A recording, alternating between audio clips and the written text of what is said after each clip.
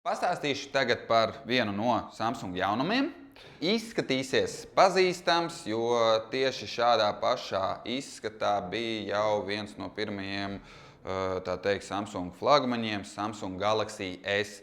Šīs modelīts ir Samsung Galaxy S Plus. Šīm jau ir 1,4 GHz processors. Protams, tas atspoguļojās viss ātrumā un jaudā. Telefons ir tiešām ātrs. Atšķirībā no iepriekšējiem telefoniem vairāk īsti nekas baigi plusā nav nācis. Iekšējā atmiņa mums ir 8 GB, varam papildināt ar 32 GB atmiņas karti. Vēl kā viena no plusiem, tas ir FM radio uztvērējs. Internets darbojās mums šajā telefonā ļoti ātri. Kā jau Android telefonam ir Android Market, protams arī Google Maps.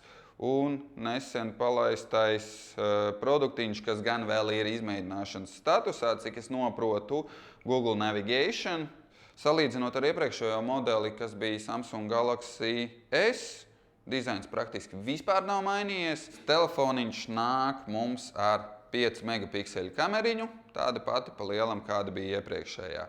Ar šo kameru varam uzņemt HD video.